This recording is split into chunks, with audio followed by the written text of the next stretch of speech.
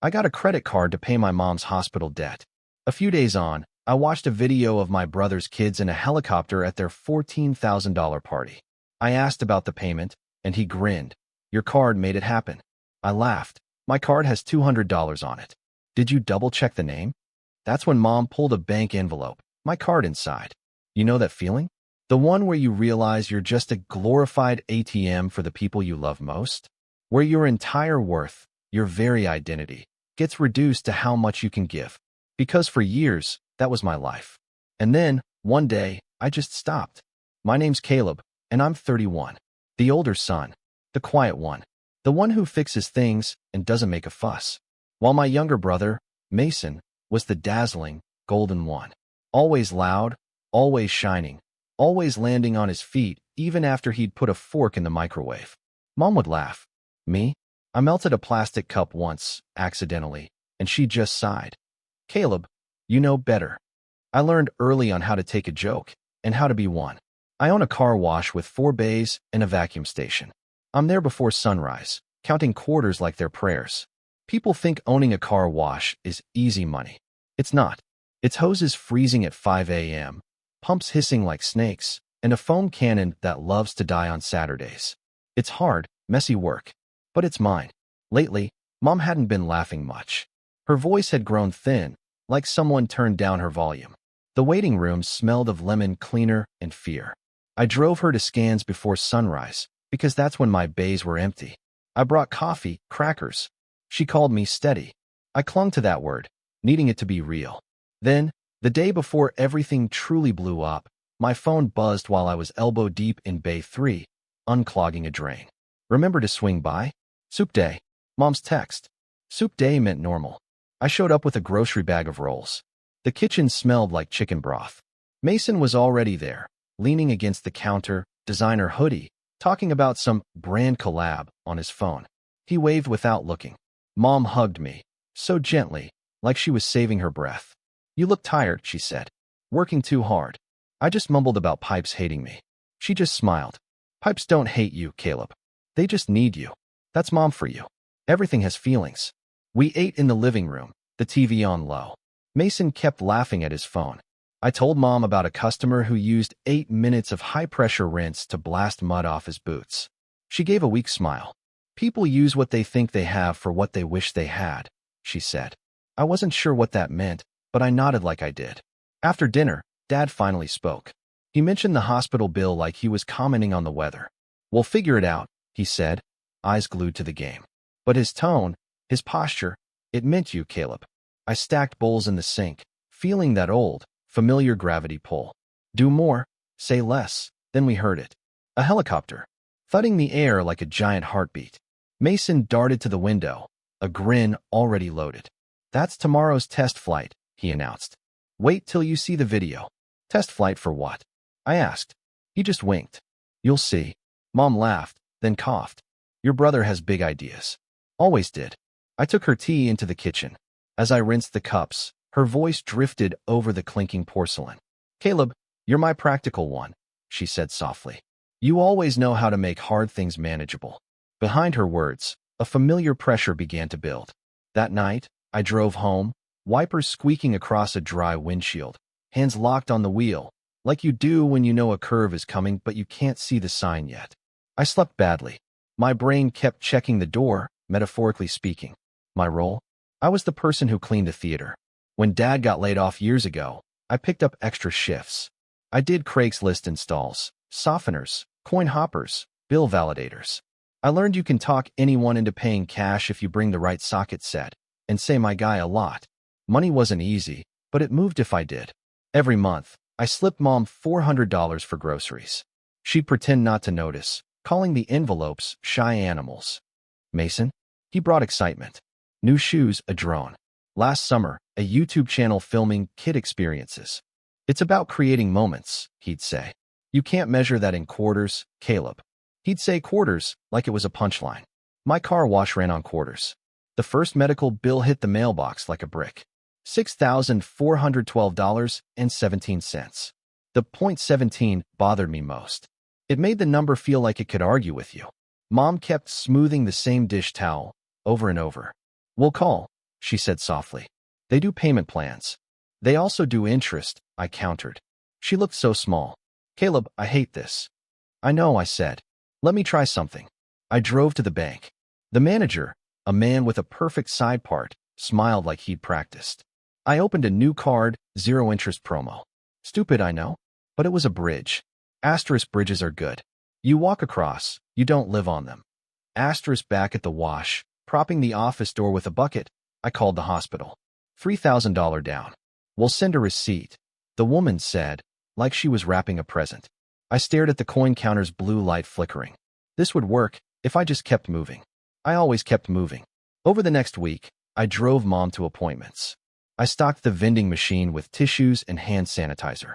Mason posted a reel of himself testing cotton candy machines for a kids' event. Making childhood magical, he captioned it. Comments poured in. Uncle of the Year. Legend.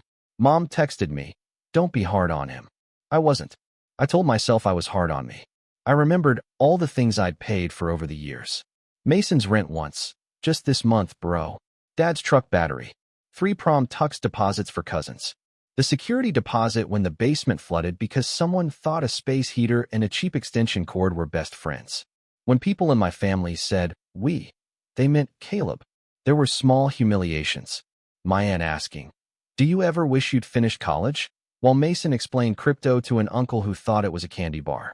Dad introducing me as our handyman, but Mason as our entrepreneur. I let it all slide. Friction makes heat, and we didn't need more heat. The helicopter thing started as a video in a group chat. Buzzed my phone while I was cashing out the change machine. A clip. My niece and nephew running across a field, cheering, as a helicopter descended. Confetti cannons going off. The caption, $14,000 birthday grand entrance. There was a hashtag I wished I hadn't read. Hashtag family funded. I didn't respond. I put my phone face down. Then, because the brain is cruel, I picked it up and watched again. My sister-in-law squealing. Mason shouting, we do it big. My mother's laugh, thin, brave. My father's proud voice in the background. 5 minutes later, I was at Mom's with groceries she didn't ask for. She sat at the kitchen table, envelopes stacked, reading glasses low. You saw? She asked, like it was a weather report. Yeah, I said. Cool idea. She dabbed her napkin at nothing. They're kids, she said. It's a memory. I get it, I said. Memories are expensive. She looked at the envelopes. Caleb, we should talk about. Don't. I cut her off. I'm handling it. I pulled out the zero interest card. Her face changed. You opened one for me? For the bills. I said quickly, trying to buy time. She nodded, small, grateful, guilty. You always think ahead. That should have been the end of it. If life were fair. The very next day, while I was topping off the soap concentrate, Mason slid into a bay in his SUV. Music too loud, kids sticky with frosting in the back. He hopped out. Bro, mind if I run this through quick? Gotta keep the brand clean. Yeah, I said, gesturing. Card or quarters? He smirked. Card always. He flicked a card from his wallet like a magic trick. Your bank card is fancy, he said, grin wide. That matte black, fire. I frowned. My business card is a paper rectangle with a phone number. Nah, he said. Your credit card. He wiggled the blue plastic. My bank's logo. My name. My chest went hot, then cold. That's not a business card, I said, my voice flat. That's my card. Exactly, he said, like this proved something clever. Where did you get that? I asked. I took it, Caleb. Mom's voice came from the doorway.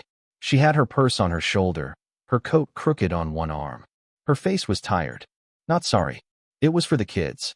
Mason promised to pay you back. Dad cut in, still smiling. Thanks to your card, we got the chopper, man. You're a legend. Something in my face must have changed, because he added quickly, palms up, we'll settle up. Chill. Don't make it weird. My card has $200 on it, I said lightly. Did you check the name, or the limit? Mason blinked like the sun was in his eyes. Mom fished in her purse. No, you had another one. A business one, right? She pulled out the unopened envelope the bank had sent. Like people carry good luck charms they don't understand. That was the moment right there, where the ground tilted. Small, silent tilts never look dramatic. They just line up other things so they can fall. I took the envelope from her hand. I felt the paper cut before I saw it. Thin and mean across my thumb. Caleb, Mom whispered softly. I didn't answer. I put the card back in my wallet. I told myself to breathe. Then I did what I always do. I kept moving. But inside, a part of me sat down. 1 week later, we were at a rented hall for the kids' combined birthday. Balloons like planets, a candy wall with little scoops, a cake that looked like a spaceship. Price tag? Probably a house payment. I carried in 2 cases of water because someone said, Caleb, could you? And my hands automatically agreed. Mason was everywhere. MC, photographer, ringmaster. My parents floated behind him, smiling like stage lights. I found Mom by the gift table, sitting when she thought no one was looking. I brought her a chair with a cushion. Save me a dance, I said. She laughed, careful. Halfway through, the lights dimmed. The DJ shouted, make some noise. A video played on a giant screen. Helicopter blades slicing the sky. Kids squealing. Mason posing with the pilot. Text overlaid. All love to the one who made this possible. The crowd shouted, Caleb. Because Mason did. Into the microphone, his finger pointing at me like a blessing and a bullet. A spotlight hit my face. I smiled, because that's what you do when a camera is nearby. Then I walked to the side of the room, toward the doors, where the air wasn't so sweet. Mom followed slow. He's excited, she said softly. How much? I asked. Not loud. Not angry. Just real. How much did you charge? She looked down. Just a deposit. Mason said the sponsor would reimburse. Mason, I said, turning. He slid over immediately, like he'd been listening for his name his whole life. Hey, hero, he said, trying to hug me. I stepped back. How much? He rolled his eyes. We talked about this. It's fine. How much? He sighed big. Okay, 1,400. I asked, knowing. 1,000, he said, like it was a joke we'd tell later. The music kept going. People kept cheering around us like we were in a commercial. I could smell sugar and fuel and the weird, clean scent of rented linens. No, I said. He blinked. No what? No, I repeated. No more. No more charges. No more will settle up. No more pretending any of this is normal. He laughed, shocked. Bro, relax. Dad's voice cut in from behind him, already annoyed. Caleb, don't make a scene. I turned slowly. You want to talk about scenes? A helicopter at a kid's party is a scene. It's a memory. Dad snapped, jaw tight. Family takes care of family. Family asked, I said, my voice rising a little. Family took. Mom put a hand on my arm. Caleb, we were going to... I shook my head. Stop. I opened that card for your medical bills.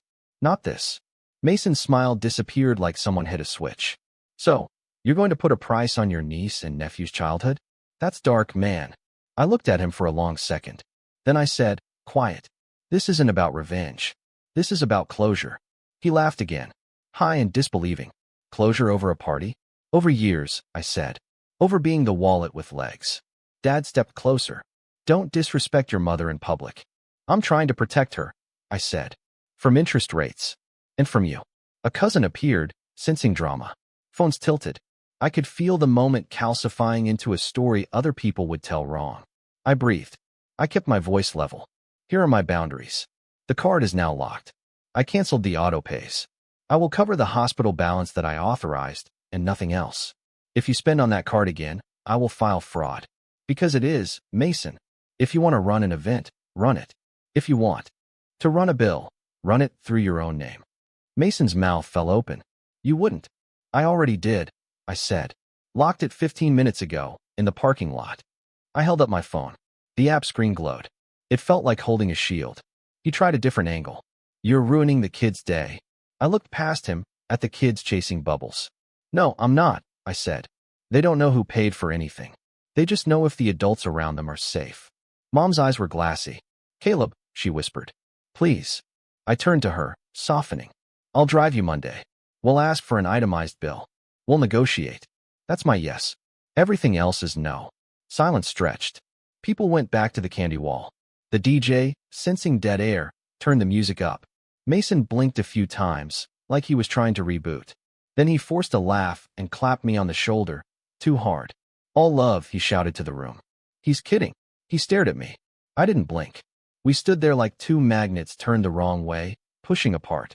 By night, the missed calls stacked like dominoes. 10 from Dad, 12 from Mason, 4 from Aunt Rena. My screen looked like it was bleeding red circles. I didn't answer. I sat at my kitchen table, the card app open, finger hovering. I hit dispute on the helicopter charge. The app asked, was this authorized? I typed no. It felt like writing my name for the first time. At 2:13 a.m., a text from Mason. You're seriously doing this? Over $14,000. Sponsors are late paying. You know how it is. At 2:15, you know I'd do anything for your kids if you had any. At 2:21, Mom is crying. At 2:22, you happy? I put the phone face down and listened to the refrigerator hum. In the quiet, something loosened in my chest. Not relief. Space. Morning. At the wash, the bays steamed in the cold like small boilers. I unscrewed a nozzle and tried not to replay the party in my head. Mrs. Z. Ortiz rolled in with her dusty SUV. She saw my face and said, trouble? I said, family. And she nodded, like that was a full weather report. At noon, Mom called. I answered. Her voice sounded like paper. Your father is furious, she said. Mason is loud. I can imagine, I said. How are you? She paused. Tired, she said. Then, are you sure about this? Yes, I said, and my voice surprised me with how even it was. I'll cover the medical, not the parties. I'm done being the emergency fund for other people's emergencies. Silence, then. You've always been so generous, Caleb. Generous isn't the same as available, I said. That night, Dad left a voicemail that started calm and ended mean. We don't raise quitters, he said. If you're going to be petty over a number, don't come Sunday. I replayed that last sentence once, then deleted it. The app pinged. Your dispute is being reviewed. The next week became a test. Mason posted a long story about haters who don't understand investing in memories. He never said my name. He didn't need to. A cousin met me. You good? I replied, yep. It felt like standing still while a river tried to drag me. Monday, I drove Mom to billing. We sat under a fluorescent light while a woman with a cardigan explained codes. If we remove the duplicate lab fees, she said, typing, it lowers by $1,180. Mom's mouth fell open. I asked for a payment plan at 0%. The woman blinked like she hadn't been asked that in a month and a half. We don't do zero, she said. But we can do low. We did math with a pen. It felt like winning a small battle in a large, boring war. In the parking garage, Mom leaned against the car door. When did you learn how to do that? She asked. Counting quarters, I said.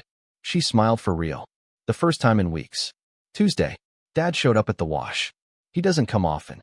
He stood by the vending machine like a customer lost in translation. We should talk, he said. I wiped my hands on a rag. We are. He looked at the wet floor, then back at me. Your mother's tired. I know, I said. You humiliated your brother. He used my card without asking. I said. That's humiliation. He squinted. He told me you said he could. He didn't ask. I kept my voice flat. If you co-sign his story, that's your choice. My boundary stands. He stared at me like I'd grown 6 inches. Who do you think you are? The person who stopped, I said. I'm still your son. I'm not your bank. He nodded slowly, like he'd found the edges of something ugly. You're cold, Caleb. I'm calm, I said. He left without buying a wash. The bank called Thursday. A woman named Jasmine verified my dispute. Did you hand your card to anyone? No. Did you authorize a helicopter service? I exhaled into the phone. No. She said, we're freezing the merchant transaction pending investigation. I thanked her like she'd rescued me from a ditch. Mason texted an hour later. Bro, really? I didn't respond. Friday night, Mom called from her bedroom.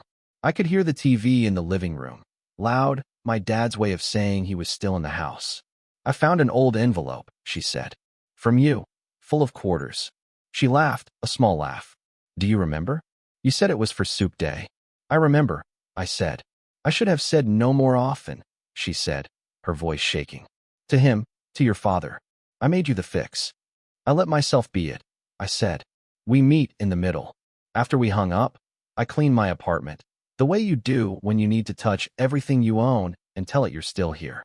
I put my phone on Do Not Disturb and slept deeply, like someone cut a rope. The next week, my screen told a story in numbers. 37 missed calls on Sunday, my family's dinner. 19 unread texts Monday, ranging from call me to you're stressing mom out. 0 responses from me. I wasn't playing a game. I was building a habit. Habits look like this: breakfast at the diner at 6:15, a walk behind the strip mall at 7 o'clock, opening the bays at 7:30, paperwork at 9 o'clock, a call to billing at 11 o'clock to double-check an adjustment, lunch in the truck at 1 o'clock, invoices at 3 o'clock, the gym at 6 o'clock, lights out at 10 o'clock. I added one more. At 8 p.m., I turned my phone face down and left it that way. You'd be amazed how loud silence can be when you let it. 2 weeks later, Mason showed up at the wash. No cameras, no swagger. He stood by the change machine and looked, for once, like a person without a script. "You got the charge reversed," he said. "I did," I said. He nodded. "They sent me a letter about possible fraud." "They sent me a letter about possible fraud?" I said. "We agree." He made a face. "You really going to make me pay for all of it?" "No," I said, and his eyebrows jumped. "The hospital reduced Mom's bill. I'll cover that plan. The rest is your problem. Get a sponsor, sell a sneaker, cut a cake smaller." He rubbed his jaw like it was sore. "You used to help." "I used to drown," I said. "Now I don't." He stared at the wet concrete. "Mom's mad at me." "Mom's scared," I said. "There's a difference." He looked up, eyes shiny. "You always talk like that. Like you know the right words." "I know what I'll do and what I won't," I said. He sniffed, then laughed once. "You're really not coming Sunday?" "Not until people talk to me like I'm a person, not a wallet." He nodded slowly, then shrugged. "You do you, man." He left. I watched his taillights until they disappeared. That night, Mom texted just 3 words. "Miss you steady." I typed and erased 4 replies. Finally, I wrote, "Monday at 9 o'clock. I'll pick you up." She sent a heart. It felt like a non-expensive memory that still counted. Closure isn't fireworks. It's a pencil line you draw, and then redraw, until your hand learns the shape. It's the first time you don't answer a guilt call, and the world doesn't end. It's a bill on a payment plan that actually shrinks. It's a Saturday where the bays stay busy and no one needs your last $20 because you stopped giving it like a reflex. Mom and I met with billing twice more. We paid $300, then $300 again. I watched numbers turn into less. She watched me talk to people like the world wasn't on fire. In the car, she said, "You're good at this." I said, "So are you. You raised brothers." She smiled and looked out the window at the ordinary sky. Dad sent one more voicemail. "Your mother says you're helping at the hospital." "That's good." Then, after a pause, softer. "That's good." He still doesn't like the word boundary. He'll get used to it, or he won't. That's not my job. Mason pivoted to smaller parties. A backyard circus. A puppet show. He posted a video about sustainable wonder, which made me laugh in a non-mean way. He hasn't apologized the way TV tells you people do, with a speech and a hug. He apologized by not using my name as a password anymore. I'll take it. I changed small things. I moved the family group chat to muted. I set a monthly mom budget in my notes, with a line that says medical only. I put a sticky on my fridge that says, "No new cards." It looks silly. It works.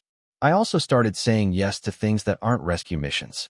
Yes to coffee with a neighbor who told me her Corolla makes a squeak I could probably fix. Yes to closing early one Thursday to play pickup basketball with guys who only know me as Caleb Corner 3. Yes to sleep. It feels like a luxury when you've spent years sleeping with your shoes on. I don't hate my family. I don't love what they expect. Those can both be true. The kids still send me crayon drawings with soap bubbles stuck to the paper because they think my job is magic. Sometimes it is. The other day, a teenager sprayed his dad's dusty pickup and grinned like he'd just learned a secret. I handed him extra quarters and said, "Keep going." This story doesn't end with anyone getting cut out of a will or a helicopter exploding midair. It ends with a car wash owner learning how to keep his own water pressure. It ends with a simple sentence I say out loud in my empty kitchen before I answer the phone. I don't owe anyone my peace. I won't allow people, family or not, to spend my life with my money. I won't let guilt dress up as love and move into my guest room. I won't say yes just because I can fix it faster. I will say yes when it helps and no when it hurts. That's the whole moral, written in big letters on a small sticky note. This wasn't about getting even. It was never a plot. It was a stop. It was me telling the room, the bank, my brother, my father, and the part of me that thinks he's only worth what he pays. This isn't about revenge. This is about closure. And then I turned down the music, unlocked the bays at sunrise, and started counting quarters again. Not because I had to patch someone else's hole, but because I finally chose what I'm willing to fund: my mother's health, my own quiet. What about you? Have you ever had to draw a hard line with family to protect your own peace? I'd really love to hear your experiences in the comments below.